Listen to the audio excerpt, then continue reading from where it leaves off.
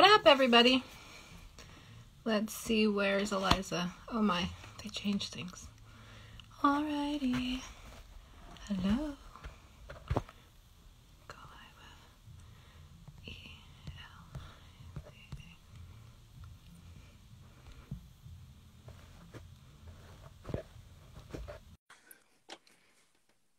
Alright.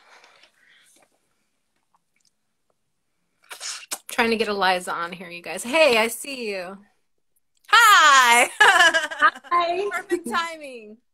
I can't see. Hold on. How's it going? It's going good. How is it going for you? Not that I didn't just talk to you. Hey, I can talk to you forever, so it's okay. That's all right. I was actually like primping my hair right now, and I was all la la la la. Oh God, what's the time? I'm sorry. You said you were outside. What were you doing right now? Framework. More framework. Yay! I can't wait to see it. Yeah. Dude. Let's see. So what I was doing today is taking off all of the links for the springs that were on the blazer.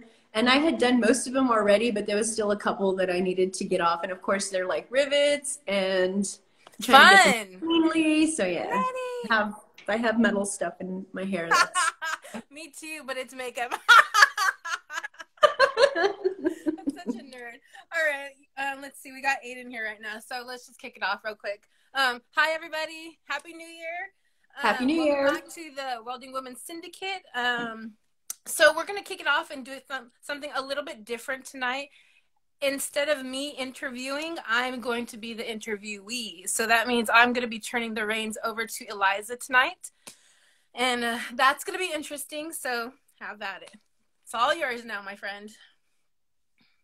Oh my God. I'm so glad that you've trusted me with this and your story. It means a lot to me.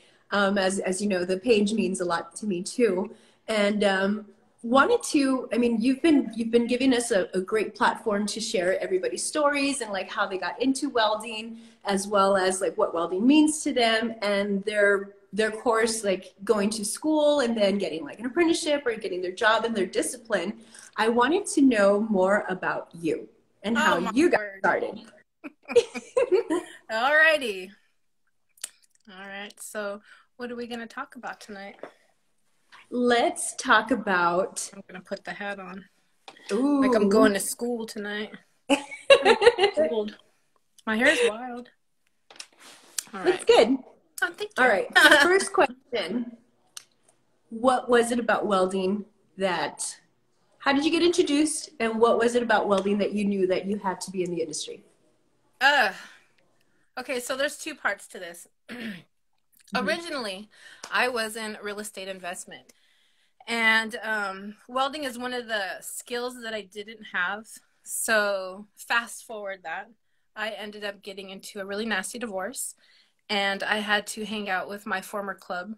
And one of them owned a welding, fabrication, and custom suspension shop. So I had to hang out with him. And from day one, I just felt like I was at home. He made everything he did look like it was just completely easy. From fabricating to building cars to welding, I was just completely enamored. And it was funny because it was that one skill that I absolutely needed. So it was like the perfect timing. And so from then on, you know, I just, I ended up being the girlfriend. And then I ended up handing him the ranch. And then I ended up working on a vehicle and then co-owner of the shop within, I think it was 2 years.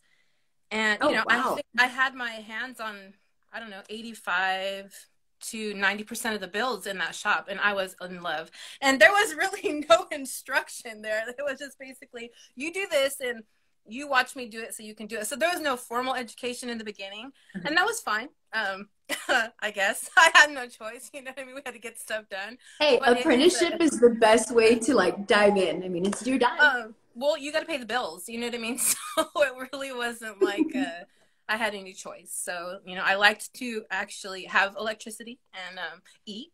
So it was absolutely necessary to get things done and do it on time. And I had an knack for it. You know, I've always in some sort of business. So I ended up kind of just like taking the reins on the business a little bit. And it was a two-man show. So we ended up building on every vehicle and then marketing it and doing it again and again.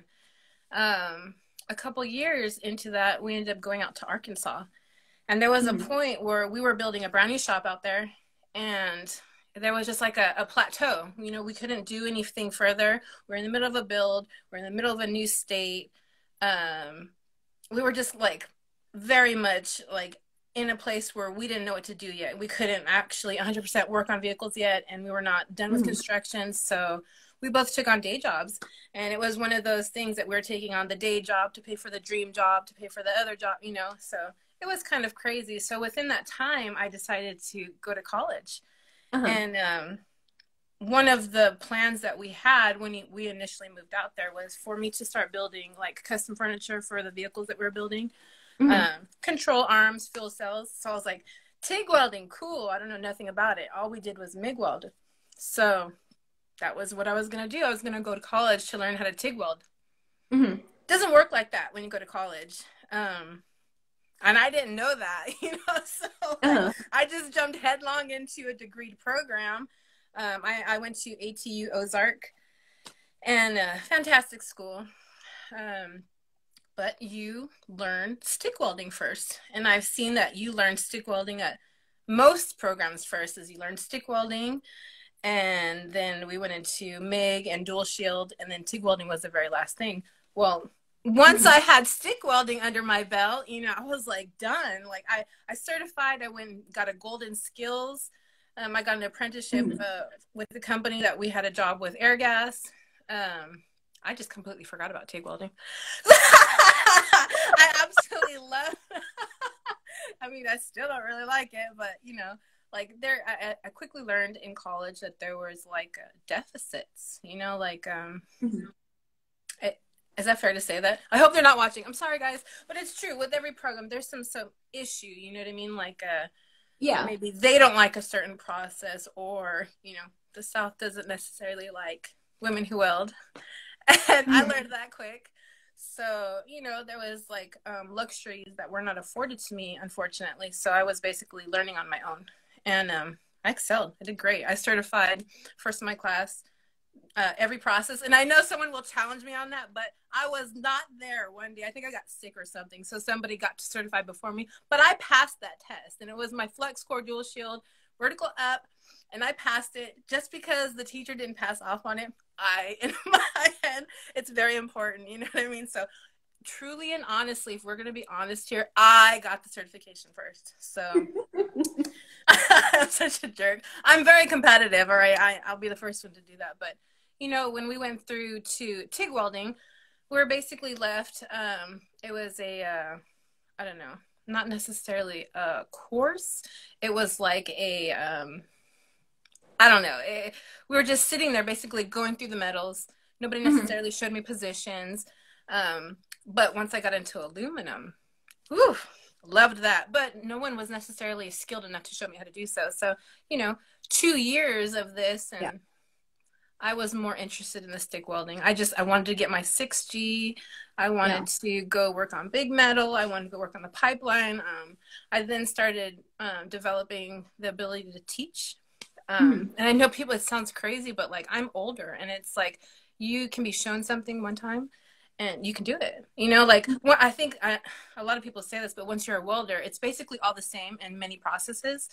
It's just a different scent, or it's a different, you know, subtle characteristic, just different. Once you know how to weld, you know how to weld, you know, and then they show you the basic fundamentals and you're able to do it. So I am able to do that. And I saw that, you know, there was like a weird deficit in college. And so I would be teaching my, you know, fellow classmates. And I think it's because I'm a mama, you know, so I want to like show everybody how to do things. I want to hold their hand, and I want to nurture them. And so that kind of evolved, you know, it kind of strayed away from what I was supposed to be doing for the shop and this and that, but I was having issues going at home, so I really didn't care. So I was like more so it's safe to say that you kind of found your calling. I mean, they're going to school and look, I mean, I'm sure, like, you know, the way that the program, you know, evolved, and there was not enough resources for you to, like, you know, learn TIG welding and aluminum well, that you saw, you know, a position for yourself to be able to like get in there and learn the process and be able to pass on that knowledge off. So is that kind of where you got passionate about teaching? I started teaching at our shop. I actually just took it. I just ran with it. I ended up doing small classes out of our shop. And it was finished enough that I could, we were still building there, but it was a 2-story building. So there was enough room for me to still work in there. You know what I mean? So I wouldn't say like it was an open structure or anything like that. There was electricity and water and what have you eventually. But so I started teaching out of that, just private classes, basic. And I loved it. I loved it. I loved the hands-on aspect. And being able to know a little bit in all the processes, which was awesome. And then I did it with little kids. I loved it. It just kind of like, oh my God, it like snowballed after that. It was just like the momentum of that. Then I got jobs and then I got this, and it had nothing to do with the shop. It was more like, here, you know how to do this. And I was excited about it. But the more that I did it at home for myself, the more it caused grief in my personal life. So like I was doing it for the shop, right? And so that was the whole intention, but it like pulled me away from my original intention. So it definitely evolved, and I'm glad it did because I absolutely love it. I didn't necessarily know I had that like teaching thing. I know I have the mama, like the nurturing aspect. Yeah.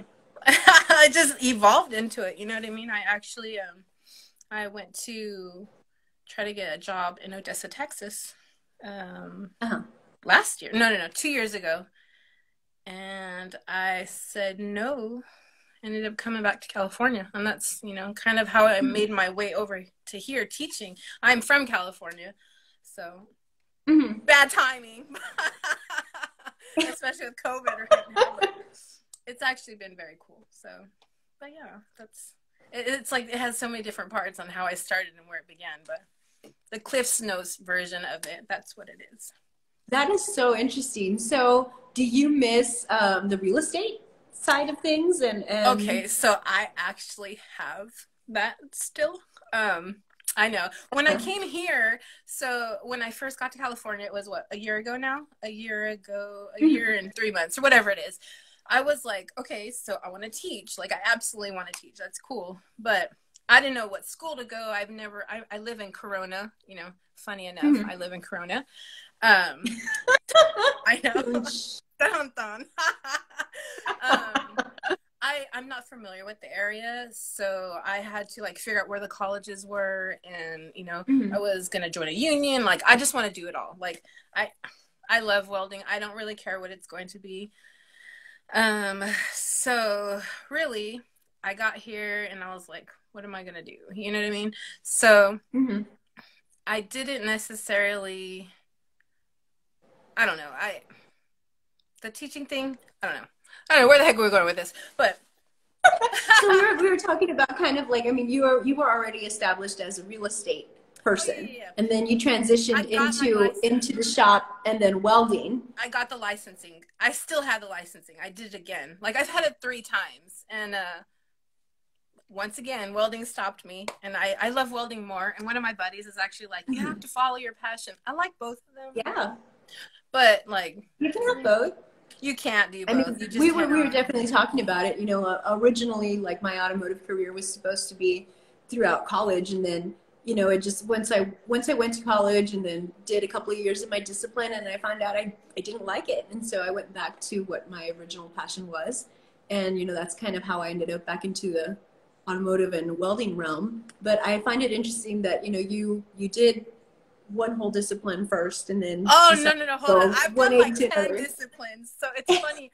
I've been in the welding industry now for 10 years. Like, I've done real estate investment, insurance, small business, other businesses, but this one is the one that actually, like, you talk about passion.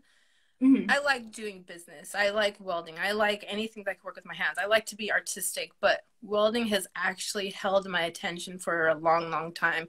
And then the evolving of teaching and helping others, love it. Like, the real estate I love too. Money, huge, big money, but like, it's different. You know what I mean? And I've had money, and money doesn't always make you very happy. You know what I mean? So if you're able to make money and love what you do, that's a blessing. And I do that. Yes, So I agree. All right, so you've gotten us into your your career and then your transition into school for welding. Out of school, what was your first welding job? that was private teaching. I did that for a little bit. I Mm-hmm. loved it, but my major job was working for a huge structural company, and they had an air gas contract. Mm-hmm. Loved it. They were building a refinery out of Louisiana, and we did stick welding and MIG welding, huge metal. Like we were building catwalks, Mm-hmm. safety ladders, platforms, pipe stands, like huge metal, huge pieces. Loved Wow. it. Absolutely loved it. That was a real fun job. And then from there, that's when I moved out here to California. So Mm-hmm. that I loved that job. Loved it absolutely. It had nothing to do with automotive, and I still loved it. So it was Mm-hmm. very interesting. I thought I was gonna Well, really miss being in the shop, but the heavy metal and the stick welding and the machinery, yeah, loved it. yeah, well, I mean, the cool thing is, I mean, that's what I love about the automotive field as well as the welding field is that there's so many different things that you can do within that realm. And so I think you're definitely a living testament to that, that you've done, you know, industrial structural, you've done automotive, and now you're doing teaching. Um, how do you tell your kiddos like, well, they're not kids, but I mean, how do you tell your Some of them students? are kids. How do you tell your students like in the welding classroom that there's more than just like hood time and like pipe welding, automotive welding? I mean, because I mean, there's animatronics, Well, there's I tried to right. introduce them when, like, I know it's been kind of difficult during COVID, that the access that I've been afforded to allow them to come into the shop, but there were Mm-hmm. times where I've had like friends come in and do like live demonstrations of pipe welding, or just something just to talk to them about a different aspect. When my buddies Mm-hmm. came in, he was talking about MIG welding, and what he did for a living. So, and I try to tag them on social media just to show them different disciplines. Mm-hmm. And then I just encourage them. Like I encourage them to start from the bottom. Like they're Mm-hmm. introduced to a whole, 4 different processes. And so I tell them, so what's next? You can't Mm-hmm. just stop at it's just one course. You know what I mean? And it's not enough of hood time. You need to actually get in and get a job sweeping the floors. Or you need to get in and learn how to run the machines, or be kind of a welder's helper. You really have to remain humble and put in your time. Mm-hmm. No, seriously, I was cleaning the shop before I owned it. You know what I mean? Like I was running the machine, I was cutting the metal before I ever welded. So I learned every aspect of owning a business, running a business, being the employee, teaching, going to school, formal education, non-formal education. I've learned it all. You know what I mean? It's very important to really, really start from the basics. Mm-hmm. It's important. I agree, definitely agree. And coming kind of like you, I've kind of learned backwards, especially in the welding process of things. I learned from a body man in a body shop, and that's kind of how I learned, and then just kind of started to stack up my skill level on that aspect of it. But Love body if work. there's something that I would like to do is go to welding school and get my certifications. I think that's Really? super important. Yeah, I'll teach you. I have to make a trip out to Cali. No, you don't want to come to Cali right now. Nope. I'll go to you. Shoot. Yeah, Cali is not a very welcoming place right now, unfortunately. Oh, that's too bad. So tell me about teaching.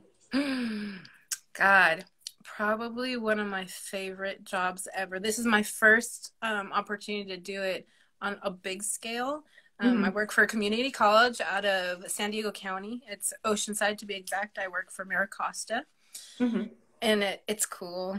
I from 16 years old to 60 years old. That's the ages of my students, and we run through 60-10, 70-18, all positions, MIG, dual shield, and TIG, Hmm. and it's just cool. Like, man, I don't even know how to articulate how neat it is to watch somebody just have some natural talent come from Hmm. never welding to just blowing me away, like challenging me at the end, like, Hmm. did you just say you think your weld is better? And then I'll tell them, like, all right, you think it's good, let's try that theory, you know, like, let's see, you know, like I'm always competing with my students. It's so fun. And to see them work afterwards, that's neat. Um, I don't know. The teaching aspect is very cool. I love nurturing. I love showing people. I love the hands-on. It's very fun. My most favorite job I've ever had. And I've had a lot. Tell me about some of the challenges within teaching. Ooh. Personalities. You really have to know how to pivot on every person's personality. You know, like I will have a young kid, very inexperienced, not mechanically inclined, to, you know, a Marine who thinks he knows it all and he does not. So you have to really adjust yourself to each personality and physically. Like I had a left-handed student. He was 16, 17 years old, and he had the weirdest way of stick welding. So I'm ambidextrous, thankfully. You know what I mean? My daughter's ambidextrous. I have 24 years of, you know, doing ambidextrous anything. And I remember we're doing vertical up, and we're like shuffling in the booth, and some of the students like happen to look by, and they're like, "What are you doing?" Well, he was left-handed, but like right leg dominant. So I was going off like how my daughter would have stood. And so we're like going back and forth. So you have to physically adjust to teach them, because you're not going to teach a left-handed student right-handed. You have to like change it up. So if you're not that versatile, it's not going to work out. You know, they're not going to learn properly. So that was interesting. That was probably the most interesting thing. The budget, you know, that's always something interesting. You have to definitely stay within.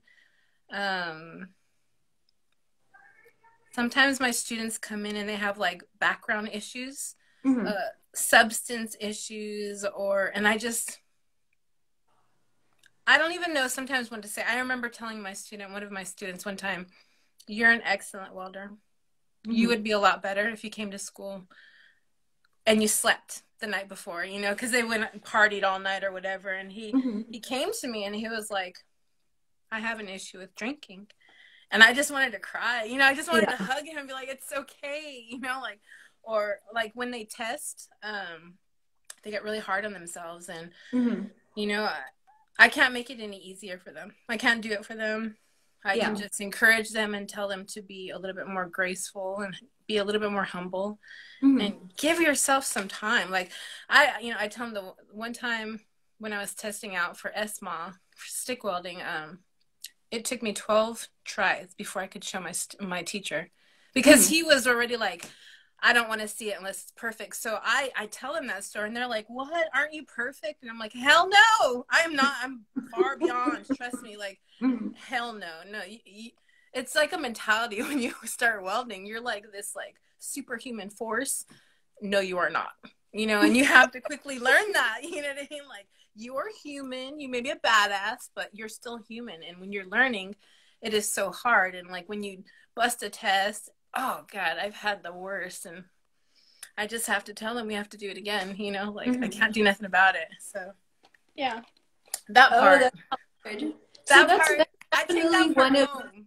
Oh, I can imagine. So that is hard to deal with, like personally, and then to also see it in somebody else, because you know that they're like this close to being successful, and it's just like telling them, like, you know, hang in there, just keep at it.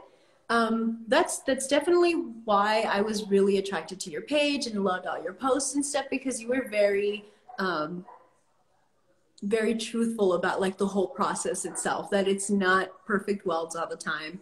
You know, that it's a lot of practice, and it's a lot of hood time, and it's, you know, I think with social media, everything is very curated, and everything is like made to look really perfect, and we expect those kind of really beautiful welds, when in reality, I mean, you'll get there, but it's a process. Oh my, I tell my students that too. Like I tell them, you know what?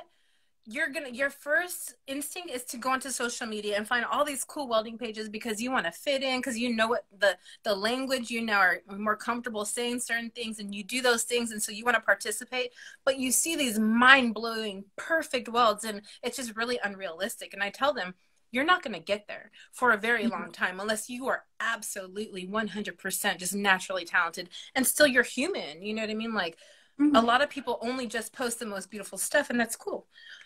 But for students coming into the scene, into the industry, they see this and they expect that. And so they're really rough on themselves. And I'm like, you just have to be more smart about that. That's going to come with time and practice in your jobs and your failures. And you're just going to have to embrace it all, because that's how you learn, you know?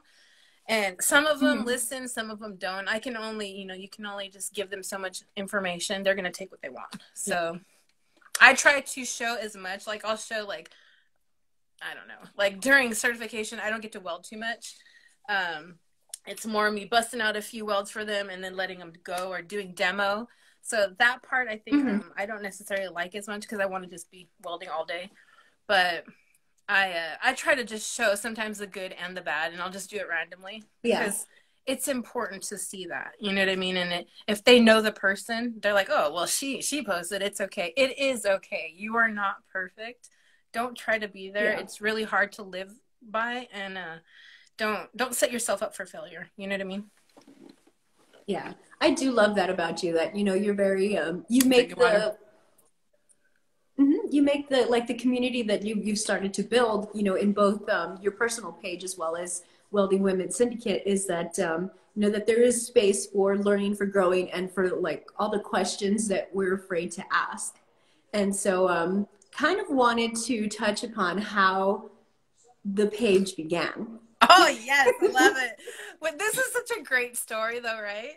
Okay, so I don't even know how long we've been following each other, and I think it was just a random meme, and it had something to the effect of saying, like, guys always support each other. You know, they support their businesses. They have their own, you know, their guy gangs or whatever, their boy clubs or fight clubs, and I was like, I sent it to you, like I always send random stuff. I'm like, why don't we have this? Like, why don't we support each other? You know, like, where is this girl gang type atmosphere for welders? You know what I mean? And I don't care what discipline, automotive, SpaceX, pipe welding, I don't care. You know what I mean? But there's not one place that we can go to where we can just support each other and find out what school you went to, or your experience at a job, you know, like, there's nowhere you can go to, you know what I mean? And if you do, there's not a face. Like, if you go to one website, it's good information. It's a little bit generic. You can't see that, oh, it's Eliza and she's building cars. And I can, you know, I'm like her. I can be like that girl. That's how I work. But at the same time, you know, if there is that, they don't have, like, the resources for the links and the colleges. And so, I mean, this page has just evolved. Like, we were like, okay, cool. Let's have a great support group for women. And let's do it every state. Heck, let's do the whole world. You know what I mean? And now we got the foundation going. We have stickers. There's an actual logo. Like, we're official here. So, like, oh my gosh.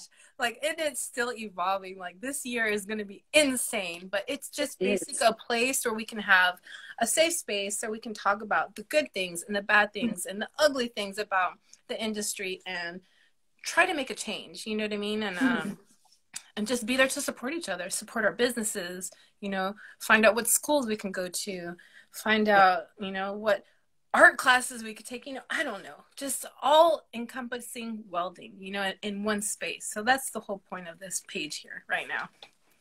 Yes, and that, I completely love that. And I do remember that meme and texting you back and saying, like, we need this. I mean, because we do have a lot of pages that feature women, and you know, we're high-fiving them virtually and we know who they are. And the great thing about that is they've connected us together. And so now we get to see that we're not alone. Because you and I, we spoke about this when you interviewed me, is that we'd never really worked with other women in our field before.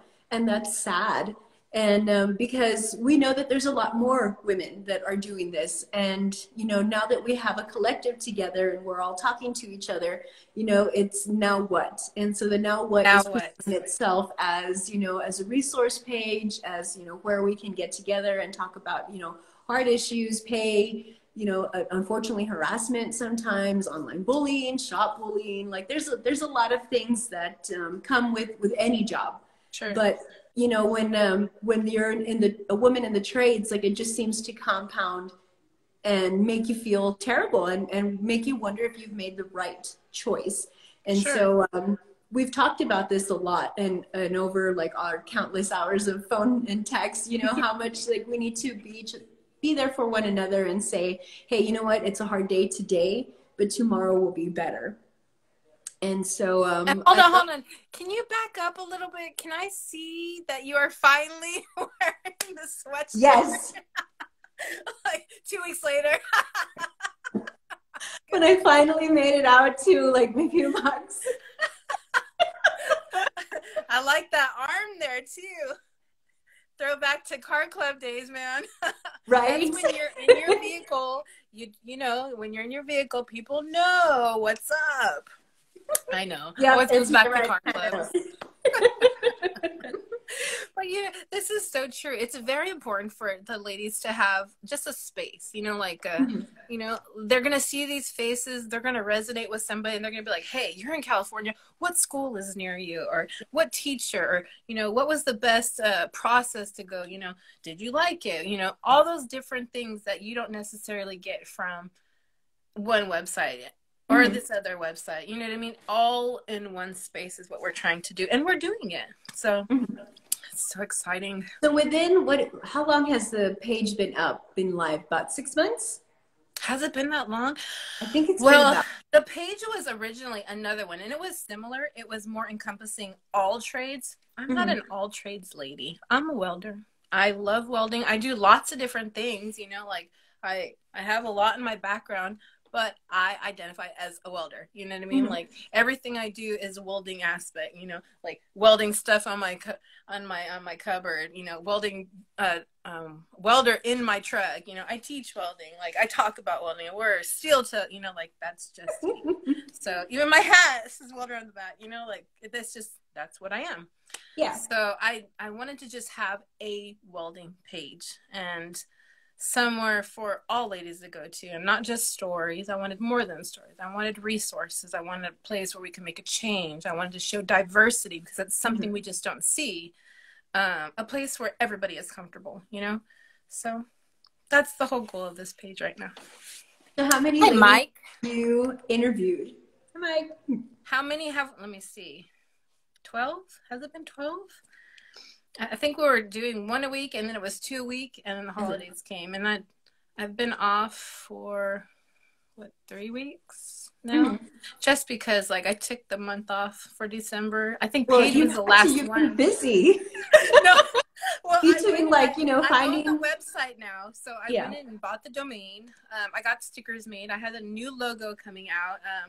Started a clothing line. I'm beginning the foundation. Have a shirt design for the foundation. I have right now 10 different interviews coming up in the pipeline. Working, should I say it? The nonprofit part. Yeah, I wasn't supposed to say it, but I'm saying it. There's a collab that's going to happen next week. So that'll be interesting. And that's with the Hooded Heroes Foundation. So a lot of cool stuff happening right now, and it's interesting because not everybody wants to participate, and that's fine. I'm not going to beg anybody, you know what I mean? Like if you want to participate, cool. But for every one door that has closed, like 5 doors have opened, and so like the momentum and the evolution of this page has been so amazing. I just don't even think about it. Well, I mean, that's just life itself. Like, you know, Mr. it's kind G. of one of those things. I'm sorry? Oh, no, I just saw a comment pop up right now. Oh. No, so, I mean, that's just life itself where, you know, things kind of don't work out, but they do work out for the right reasons.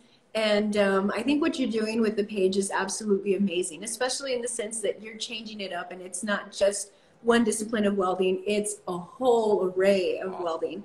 And it's kind of one of those things like, you know, when you go to college, you know what major you're gonna, you know, ask for or, you know, start to go for, but you know, don't necessarily know all of the things that you can do with that certification. And so I love that what you're doing with the page is like, you know, not only are you prepping them for school, but you're prepping them for the afterwards, and even more so than the afterwards, like what they can do when, you know, when we're not physically able to be behind the hood anymore. Like, you know, we still have all of that knowledge up here that we can share, that we can, you know, work in different aspects of welding, whether it be consumables or, you know, just automation. Like there's so many things in welding to do that it's just, I love that you're taking Automation. women from different That last one disciplines. was so awesome. That interview we had with Paige, I had no idea about Mm-hmm. that stuff. It's so, that's the cool thing, is like now the algorithm with this page has brought me in contact with all these different processes I had no clue about. You know, like I had no idea about Paige's aspect. Like, holy moly, you know, like the automation part, mechanized welding is so cool. And it's cool because eventually once COVID reduces here in California, they will open up and they're with Lincoln. So I'll be able to offer the tour with the students, which is super cool. And then over here, Fronius is actually like 20 minutes away. So hopefully they'll Oh, open up and we can go tour them, you know, like I try to allow them to have anything, anybody that I have access to, I give it to my students. So, you know, I'm like, hey, you want to be an engineer? I know this guy. You want to be an inspector? I know this guy. You know pipe welders? Here's these guys. And I tag them. You know, I want them to see all the different aspects of welding because I know so many different people. I'm allowing people to have that resource. that's amazing. And that's, you know, that's hard to do because, you know, we work so hard for where we're going to be. And so like those resources, you know, you get guarded and you want to keep them, and, you know, but it's amazing that you're sharing them. And yeah, that's I don't. I just, you know what? There's so much room to shine for everybody. It's a huge world. And I'm not like that. So if I have it, you can have it. You know what I mean? Like I'm not going to be in competition with anybody, only with myself. So I would, if I have $1, you can have half of that. You know what I mean? I'll probably give it all to you. You know what I mean? That's just the kind of person that I am. I've had lots of stuff. I've had lots of money. I've had zero money. My most best times is when I was in my most humble means. So stuff, resources, if I can give it and share it, I'm going to give it because I want somebody to have an easier route into the welding industry than I did because it's been tumultuous at best. You know what I mean? Like I've been through hell and back literally, and I'm still here smiling, trying to help people. Well, that's what makes you the perfect person to be the head of this community and of this foundation because, you know, you just, it's the truth. It's the truth because, you know, there's just not too many outlets for us as women to come out and, you know, ask the questions about, you know, where do we go? How do we start? You know, am I going to like it? I think I like it from like the outside in. Am I going to like it when I get there? Should I spend the money here or there? You know, those are all really important questions. And we definitely we needed a resource page and a network to be able to facilitate that. Well, and that's funny because that's why I came to you, because you've had similar experience, a bunch of different jobs, a bunch of different experiences, not all good, not all bad, but you're always seem to be so gracious about like helping or talking to somebody or, you know, extending your service, you know, like you're just not, you've never been a close person to me. So I was like, oh, I'm going to interview her. And you're like, hopefully if somebody comes to her, you even said, you know, come to me, you know, no big deal. So if people are paying attention, they'll see they have such a really diverse background and they're very open with people. You know what I mean? So that's like the people that I interview, there's a method to my madness. There definitely is. I watch a lot, and a lot of them I knew previous to. I got really close to certain people when I've had certain disasters happen in my life. So that's part of the reason that certain people are on this page. But also, I want to highlight everybody. Oh, look, there's Anne. Hi, Anne. Not just, dare I say, one ethnic background or one type of person. I want them all. I want the newbie at school. I want the artist. I want the pipe welder.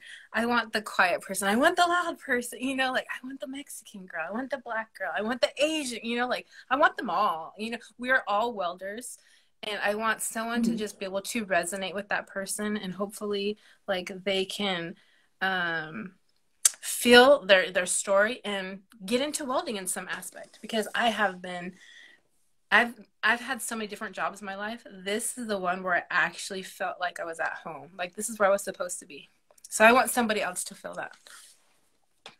Same here. And that's definitely why we decided to go into this together, because we wanted to pave. I mean, there's been trailblazers before us. I mean, we've got the riveters, the welding, you know, and while we do hear some about their stories, we don't get to see a lot of the ladies that are actually doing it and been doing it and have done it. And then there's also, you know, all the girls that are coming after us that want to get into it and doing it. And if we can like be the bridge between those two worlds, and, Yes. you know, give our story and our resources and say like, hey, you know what, if you can come through this path to get there easier, then let's do it. And I think that's what you're doing with the Welding Women Syndicate. And I think that that is amazing. You know, it's interesting though. So Sometimes yeah, go somebody ahead. just needs like, they just need that encouraging word too. You know, like Mhm. I've heard that all the time. Just, and maybe just the simple thank you, you know, like, and I guess I hate being this spotlight person. I hate talking about myself. I think it's so lame. I already told you about this. I just don't But think I'm it's that interesting. important. It's important for people to I know know. I hate it. the I'm like, lady that's that's so running the weird. show. Oh, good grief. But I get it though, because somebody, just like the people that I highlight, somebody will actually resonate with what I'm saying. You know, like I Mhm. love welding. I don't care what anybody has to say about it. This is where I belong. And sometimes we just need to hear that. Like, yeah, this is where you belong. And you're never going to know until you actually try it. So I'm telling you, try it. Reach out to one of us. So going back to one of our very first conversations, and we were talking about, you know, sometimes not being so welcomed in to the trades community, and you were telling me about, you know, your approach to school, and I was telling you about like, you know, how I was very passive, and that I was always, you know, just grateful to be in the door. But what resonated with me is when you said you have to ask for what you You need, want. what you Yeah. want. Yeah, and I love the story about how you told me that you went to your instructor and you told him, look, I'm paying for this. This is what I need. Yeah. Tell me a little And bit about that, and all you right. know, what advice you have for the ladies that go into the classroom and, you know, they're kind of left out, or even because of our own insecurities, like the way I was just always careful in the back, you know, trying to learn as much as I could from the background, trying not to take up space. Girl, you take up all the space you freaking need. And I'm kind of a cocky little shit. So that's kind of like great for me. And it's true. No, no, no. It's true. But I mean, best believe I get shy. I don't like being in the spotlight. But I think the greatest thing about going to school older was Mhm. I'm paying a lot of money for school and I want what I want. And if my teacher is not going to be there, I'm going to put my foot down. You know what I mean? So, and I Mhm. don't know if that's part of being a mom or whatever the heck it was. I was like thinking, you know what? If they're not going to teach me, I'm going to make sure somebody's going to be teaching me, or I'm using all the consumables. But it was to a point where I told my teacher, I was like, look, I'm trying to learn something here and I need you to be here. Like, I need you to be present. And if you're not going to give me what I want, then somebody here, I'm going to make sure somebody's going to teach me. And I Mhm. mean, it came down to a point where I was working and going to school full time. And I Mhm. was in Arkansas. There's nothing close by in Arkansas. So it was like a 120-mile round trip at some point. And at some point, I was Ooh. freaking homeless. Okay. And I would go after work, I would go to Mhm. school, go to work. After work, I'd go and practice my 6G. And I remember I was bringing in my own pipe, my own rods. And I was like, here, like, you're going to test my stinking pipe. You know what I mean? And you are paying their bills, right? So if you want to learn Mhm. something and you feel like you're not getting that, you have that, um, and I don't want to say you're entitled to, but you are entitled to the best education possible. So if you feel like you're not getting something, you tell your teacher. If they do not respond, you go to HR. If they don't respond, you go to the chancellor. You trust me, they don't want any bullshit from you. They want to make sure that their college is doing the right thing. So, and I know this, and I think sometimes when you are younger, you don't necessarily know that you're paying the freaking bills here. Your Mhm. tuition is paying for their job, just like how it is for me now.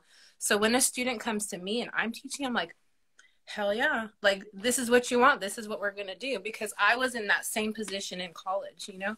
It is okay to demand for what you want. You are paying the bill there. You know what I mean? Don't sit in the back and have a $30,000 education and not know how to, run 3G. That's Mhm. ridiculous.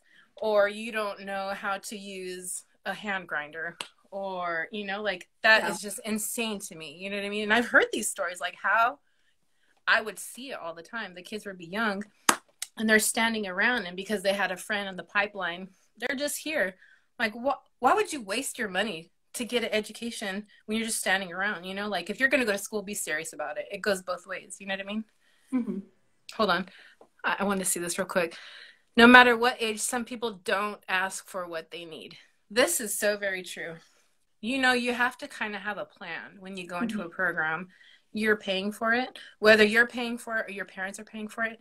You have to be respectful of the money that's going into that, and you have to be respectful of the teachers that are there to teach you. Don't waste your time. Don't waste your parents' time. Don't waste your own money. If Mm-hmm. you're not going to be serious about it, don't do it. You know what I mean? It's not for everybody. I wish I could say it was, but it's not. It's not Mm-hmm. easy. It's hard. It's hot. It's rough. It's dangerous. But it's also the most satisfying job I've ever had. It's the most fun. And like you said, there's so many different niche jobs that you can have when you learn welding. Automotive, engineering, inspection, pipe, like, oh my word, you know, automation, mechanized, like, you could be a vendor, you can be a sponsor. There's just so many different things that you could do from welding. So unless you're serious, don't waste people's time. You know, like, you have to demand what you want. Those teachers will listen, and if not, you go up.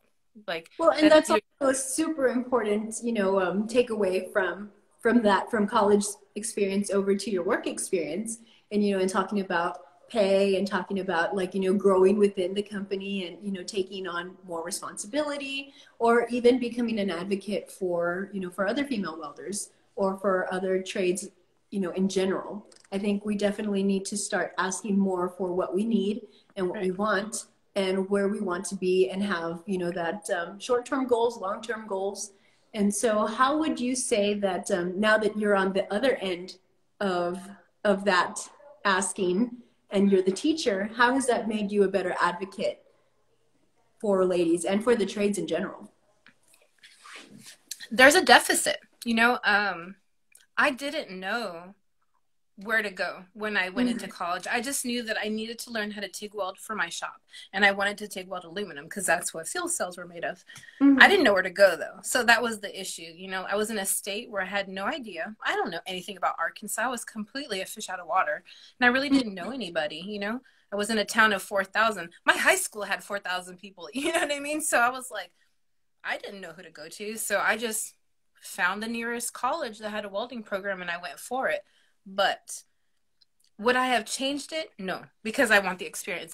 Mm-hmm. But now that I teach, I tell them, like, this is just a course that you are learning. When I see a certain potential, I encourage them, go and become an apprentice at a shop, go and take more classes. And I tell them, like, I will gear them toward where they go naturally. Or they'll tell me, you know, they're working in a shop for automotive and they want to do this. You probably want to learn how to TIG weld, you know, Mm-hmm. or you're doing this. You probably want to learn how to MIG weld, you know, like, I can tell them according to what their job is. Or some people, they just want to do home hobbyist stuff. Well, Mm-hmm. maybe you just want to do, well, okay, I do stick welding for everything, but not everybody wants to stick weld. So most people MIG weld at home. So get a MIG welder. I think I've sold like 10 different welders in the past like 9 months, you know, just by what I use at home. My Mm-hmm. students buy them. So I try to help them, you know, because I've done all these different things. I try to gear them to what they're telling me because there was not that type of resource in college. You would think that a big university would have that. They did not. Not for the welding industry. It seems like it was more geared toward like nursing or Mm-hmm. the more commonplace type degrees, not for the welding. We were like the black sheep, you know? It's true. So I try to just be more Yes, I think. present. I try to be more present for my own students. So, and it's nice. And then with the syndicate, it's the same thing. You know, oh, I know somebody in Arkansas, I'll help you. I know somebody in Mm-hmm. Montana, I'll help you. And if not, I'll find somebody. You know, like, that's my job, is like looking for everybody in all the states. Like, if you're in any state, please contact us. Like, I want to have a resource for every state, for every country, all over the world. Like, I don't think small. So That's amazing. I love that about you. So what would you tell what would you tell crazy. young Tiffany? What would you tell young Tiffany about getting into welding? What does she need? Be confident. Be Mm-hmm. confident, because this is not normal. I was always a tomboy, so it wasn't necessarily a weird transition, Mm-hmm. but it's different and people don't understand it. So you normally stand alone, and it's hard. If you're not confident, you probably will not succeed, because standing alone is not easy, and it's lonely. And whew, I'll cry. Oh. No, you're very right. You know, just in the fact that, you know, what you're doing, welding, the process, it's just you. It's just you, your brain, and your hands, and what you're, you know, the small little window you're focusing on. But when you're going, you're a woman in the trades, you definitely are alone. And we talked about that a lot. And you know, hopefully we're getting to the point where we're going to start working with more women, and a lot of the issues that we've had to stand alone through, you know, no longer have to happen alone. So tell me a little bit about, you know, how you've handled some of those challenges about being alone, and then now coming back over to the syndicate, like, you know, how we're doing things to change that realm of being alone. Whew, that's a mouthful right there. Being alone. So I pray a lot. I'm not even gonna lie. I pray a lot. You got to reach really deep within yourself to be in this industry. I have worked with one woman in the past 10 years, and I've taught one woman. So Mm-hmm. basically with the syndicate, a lot of people have reached out and asked me to help, like, go and talk to different schools, or, you know, encourage their daughters, or whatever, just be more of a woman presence in the Mm-hmm. industry. So that's always nerve-wracking, because you what? That's like huge. Like, you're asking me, I'm nobody, you know what I mean? But you're a woman, and you have to be confident with it, and you have to go and do these things, and you have to change the narrative, you know? So like me right now, I would like to help change it at my own school that I'm teaching at, you know? I was able to write the advertising for the fabrication class that I teach. Mm-hmm. And so, like, it didn't necessarily gear toward a woman. So I'm trying to think, like, things that I could do that would, like, include a woman, even if it's just a picture on the advertisement, just so that another woman can be like, hey, there's a girl there. We're very visual that way, you know? You see Mm-hmm. somebody, oh, look, her cute earrings, she's welding, you know, like, that's women, you know, like, we're like that. So I want to see more women. And so when we do something like this, other women naturally, they want to do it too. So the algorithm, if you've been paying attention, there's more and more people doing this, which I absolutely love. You know what I mean? It kind of starts the momentum and the movement of people, more people doing this, which is what we need. We just need more women out there, more diversity out there. And so that's just me, just trying to encourage that on the syndicate, you know, big girls, little girls, old girls, young girls, you know, clean girls, dirty girls. I don't care. You know what I mean? Like, girls, like, I I just love want it. to We need see all the all the ladies, all the ladies. So we've got, I mean, the truth of the matter is, like, I want to say 80% of the people that follow me and what I do and within the trades and stuff are men. And the same with you. And we have a lot of male mentors that we've had that have really helped us along the way. yes. What would you say is the most important thing for men, you know, to help us and being allies, and to, you know, start to see more ladies join the trades, and, you know, be skilled, be respected, and, you know, be good and successful at it? What would you say I to a man saying, how can I help? Well, I've had really cool mentors. I've been blessed that way. If I come to you, it's probably because I want to learn something from you. Like, if you're building on, like, a sports engine, I want to know. Like, you know, that's just the type of person I am. So I'll end up, like, you know, just sponging up all the knowledge. So I encourage guys to pass it, you know, to pay it forward. If you are working with a woman, or you have a sister or a daughter, or pay it forward, encourage them to do what you're doing, you know what I mean? And protect them, and lose the ego, you know, like, women, we aren't competitive. Like, we're mothers, we're business owners, we're, you know, we're the breadwinner. Like, so we don't want to hear that. We just want to learn, and we want to be in a nurturing environment. You know, you don't have to be nice to me, but you have to be, like, in a way that you're going to nurture, so I learn. You don't want me to fight with you, because that's just not going to work. You know what I mean? So as a guy, if you have a woman in your industry, and, you know, take her under your wing, protect her, you know, teach her something, encourage her.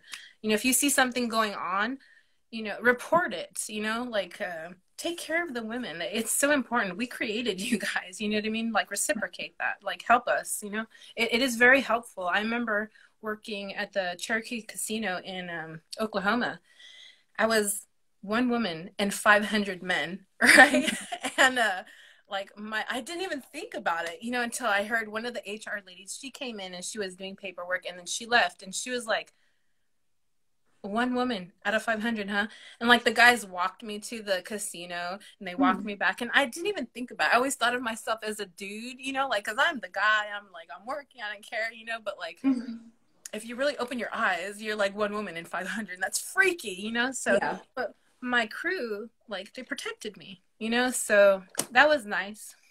I'd like to see that more. Mhm. It's not always a situation. Yeah.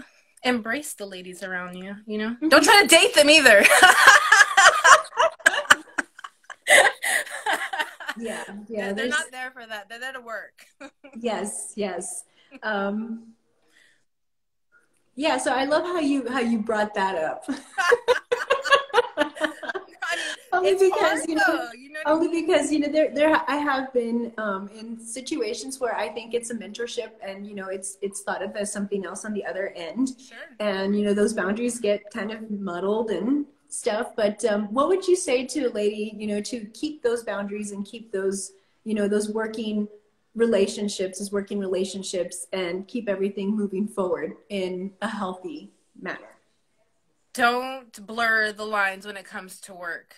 And it's funny, I know I dated the owner. I was the owner, but when we were at the shop, no funny business. I was one of the guys. Even the guys in the club, you know, like whenever there's a woman involved, the wives or the girlfriends, they're always leery because there's a woman. And they're like, nah, she's one of the guys. You are one of the guys. You know what I mean? Because there's always going to be like that guy that thinks you're pretty. You're there to work. You're there to make money. Unless he's going to pay your bills, don't muddy that shit up. Don't ever let any man ruin your career. And I'm going to tell you what, I actually came over here for that reason. You know what I mean? Like, it's important to never cross those lines. Like, you just can't. You at work, leave it at home. You know what I mean? The personal stuff. When you're at home, you are serious, you're working. But if that situation arises, you either have to have that conversation with them. And Mhm. if they're not listening, you got to take it to HR. You know what I mean? Like, you have to stand up for yourself because that could ruin your career. You know what I mean? Exactly. Don't shit where you eat. Perfect. I that was so perfect. Don't I'm shit. so sad on my end. I'm not getting any of like the comments, any of It's that changed stuff. up. So I'm It's sad Bonnie that I right don't now. see anything. Oh, I don't know what I did. Okay, so I don't see Can you any of see like it? the questions Okay. that are coming up. But yeah, that is very That was very perfect. That's old lady Welder. She said, "Don't shit where you eat." Perfect. Yeah, yes, don't. That's perfect. the perfectly said. Don't do it. You know what I mean? I don't care how cute they are.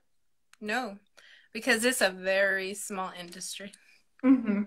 Very much so. So like now that you bring up HR, um, we've talked about this candidly about like my HR issues and stuff and not wanting to go to HR and like trying to resolve things like Oof. within the realm and it not working and then going to HR and like it not being as what I thought HR should have been. Um, is welding women's syndicate a place for ladies if they have questions about that? Can they come to us? Yes, absolutely. Oh, absolutely. That's interesting because if you guys would have been paying attention a couple of weeks ago, one of the ladies lost her job. So, and you know, if you can't take it to your HR, where do you go? And you need to have that support because it's scary. There is a possibility you're going to lose your job. Okay, you lose your job. You need to know that as a skilled welder, you will have another job. And don't Mhm. ever think that you need to stay somewhere that does not appreciate you. Don't take the abuse. You know what I mean? Like, just don't. You are worth more than that.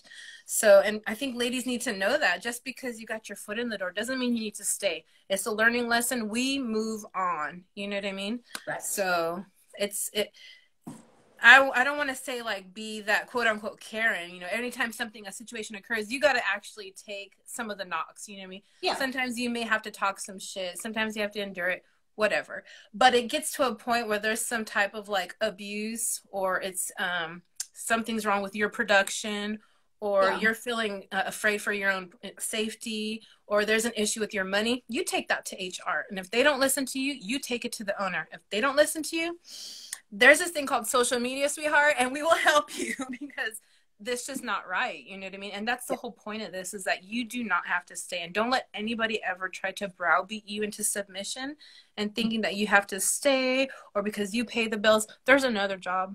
We'll help you get that. Like, I mean, we all know lots of people, you know, that's the luxury of knowing all the people that I know. Like, oh, you live in Los Angeles? Hold on, let me get you a number. I'll get you you know what I mean? Like, don't take anybody's shit. You know, it's hard enough to be a welder. It's hard enough to be a woman welder.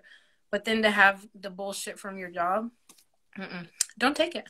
Yeah. And yeah, HR does not help you.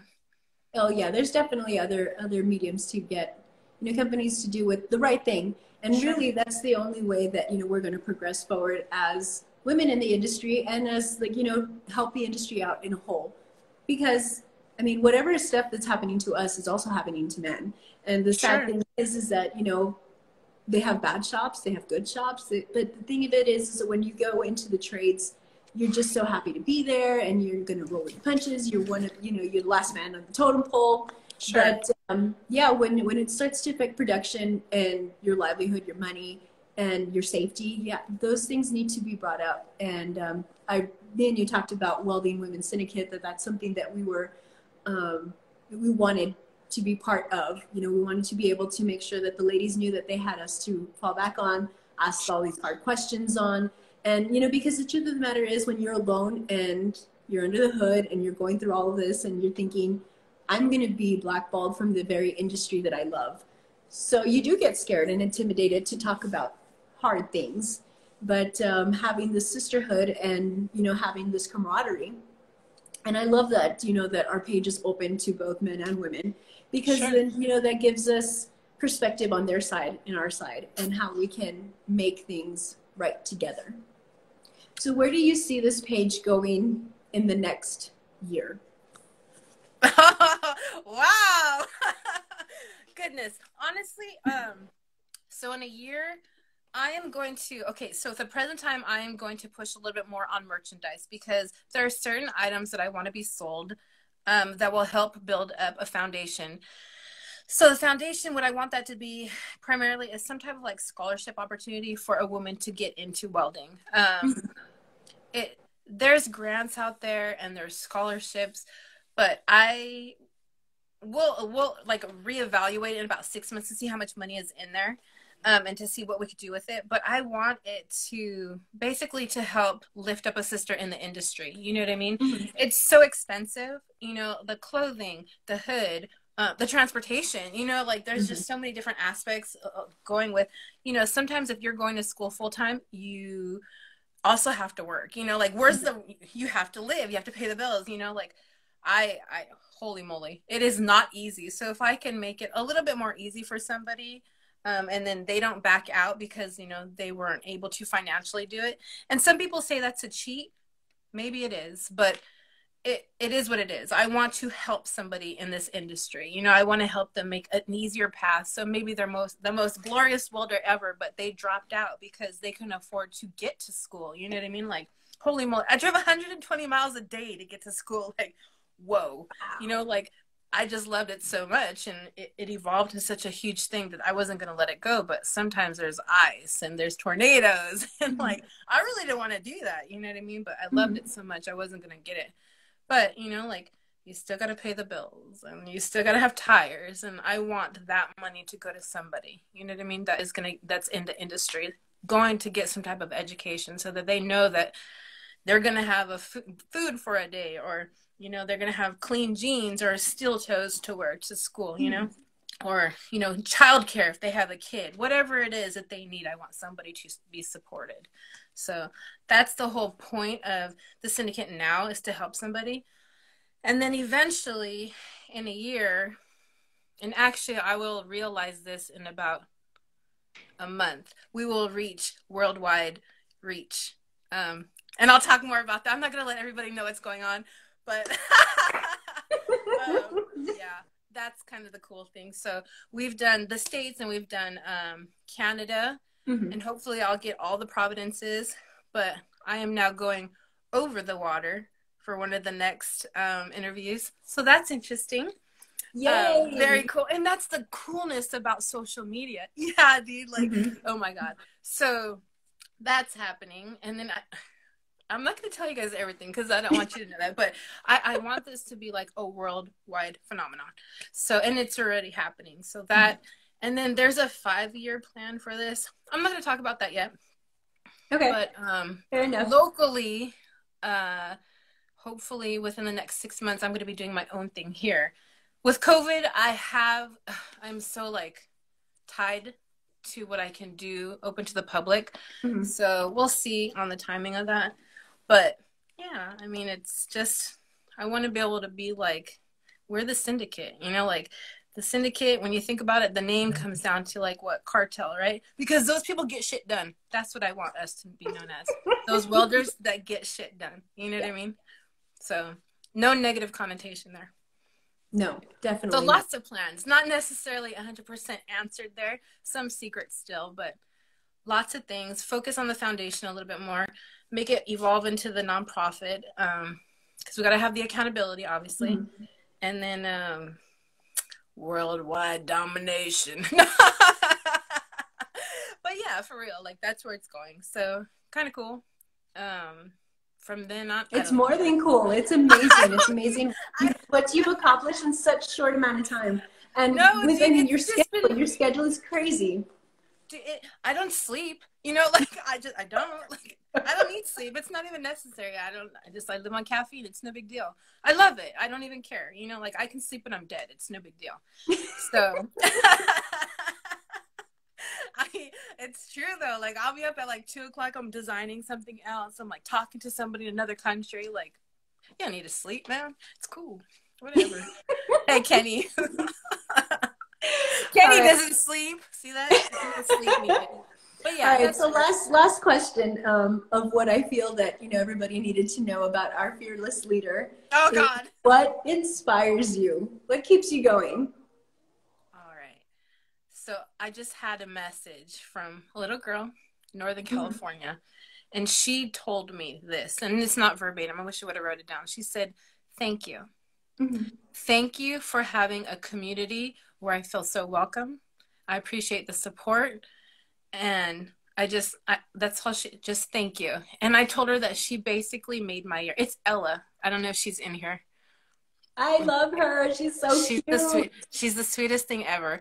But all I ever say is if I can just reach one woman and encourage her in the welding community and her feel supported and welcome, my job is done. And it was. And so like I reached out to her and I said, you made my year. She did. And like she's not some huge Lincoln rep, or she's just a beautiful little artist who feels welcome.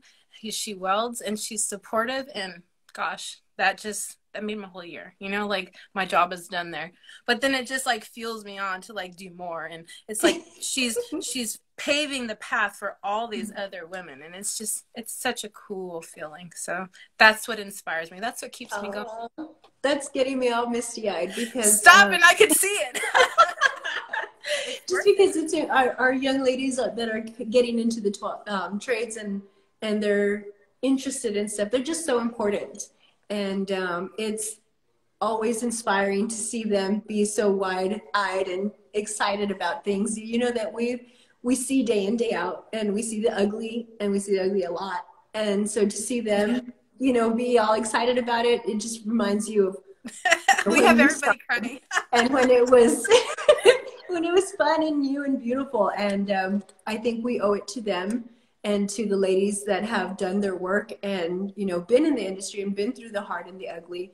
We owe it to them to start paving the paths that these ladies have blazed. Definitely. There's such a diverse type of like stories out there. I want to hear them all. Everybody's story is important. I don't care how famous you are, how unknown you are important. And I want everybody to know that, you know what I mean? So like, I'm excited. Like when I reach out to like, just, a little girl from school, I'm like, oh my God, you're so cool. And they're like, what? I'm like, no, really, you're cool. Like, I love the fact that people are brave enough to post their pictures or be on here with the Syndicate, or, like sometimes when I contact people, I sound crazy. I'm like, oh my God, I need to talk to you. And they're like, fuck?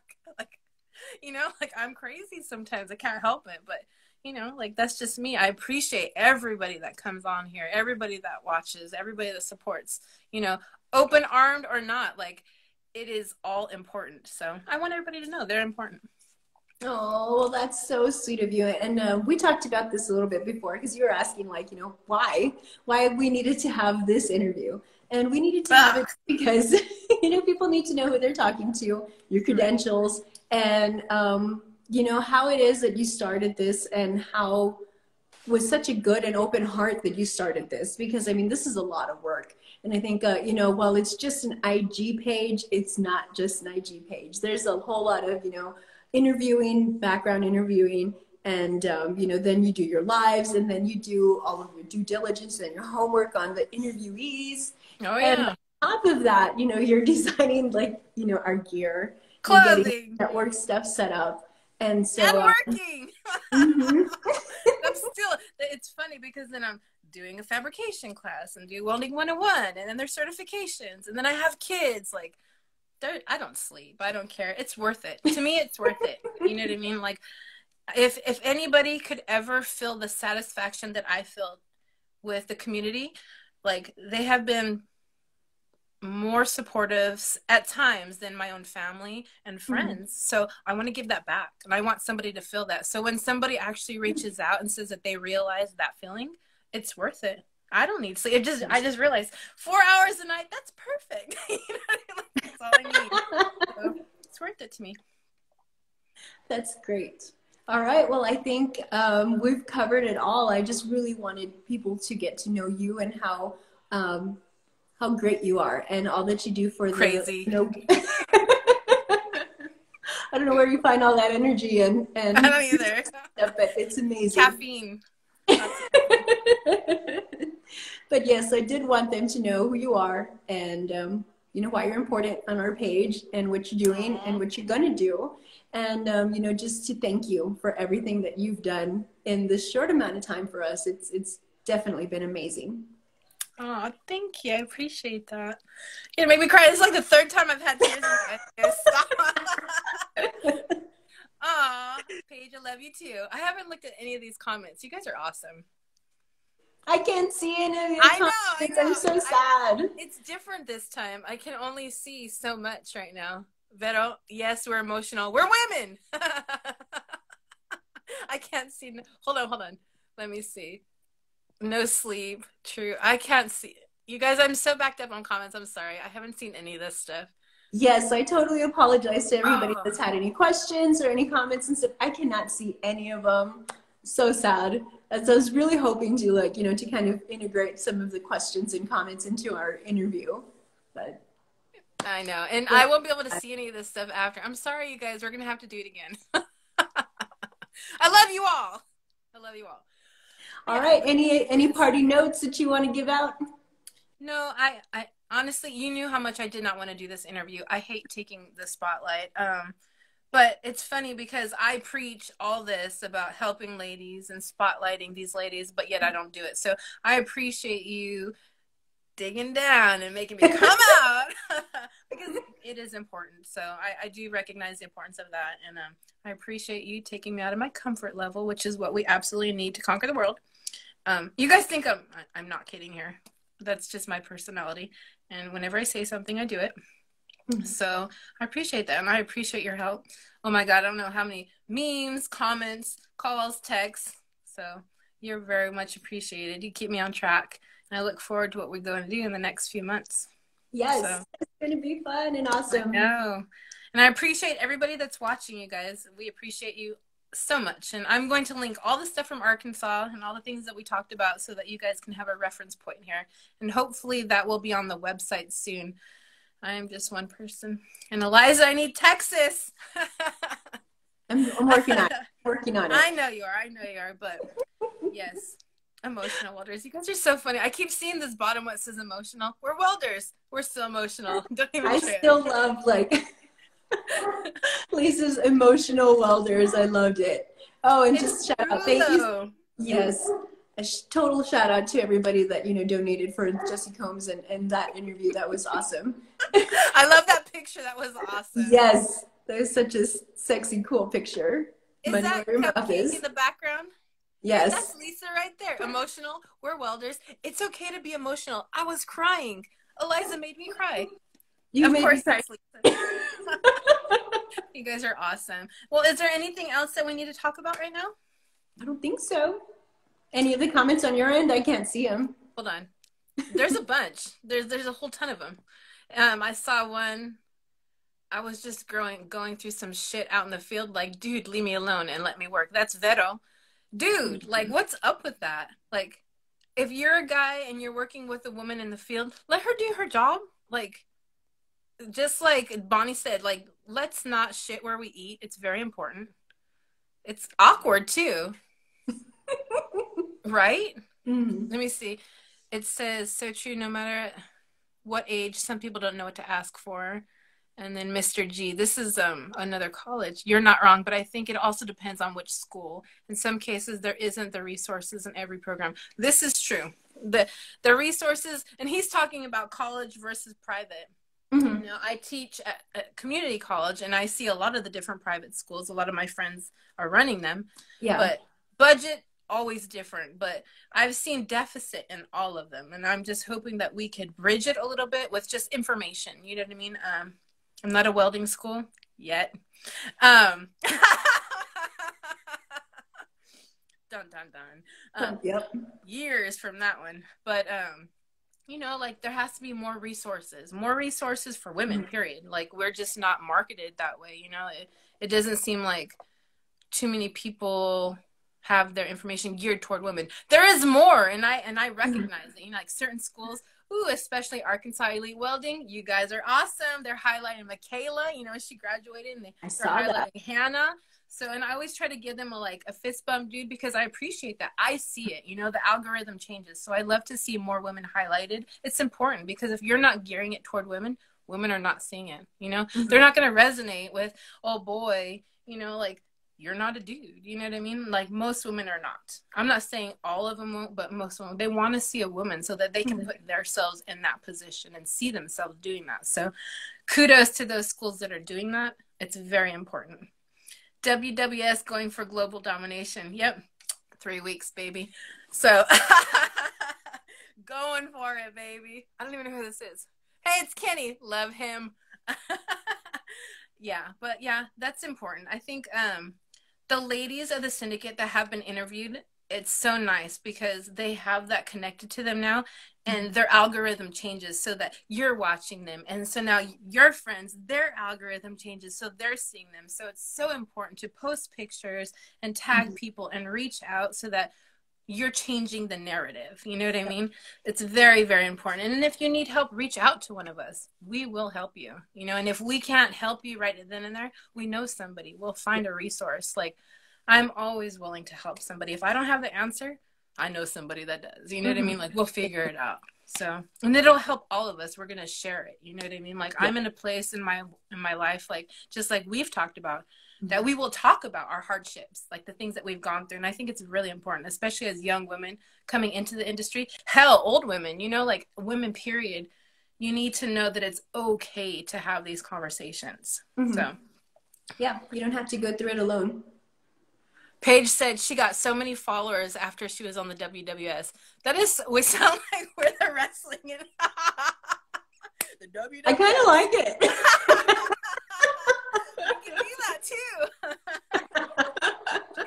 One more thing. That's cool though. But see, that's the thing is that we're like your friends, my friends, their friends, we're all coming together and we're changing the algorithm. It may not seem like it, but by everybody watching and everybody coming together, they're going to see that story in the comment or the person that we're referring to. So we are changing the algorithm right now. And I encourage you, you know, if you have an issue, reach out to Eliza, reach out to myself, reach out to Paige, you know, reach out to Lisa, reach out to Missy, you know, reach out to these women because they are the ones that are going to help. You know, it's very important. So that's my parting comments for you ladies. Awesome. Yeah.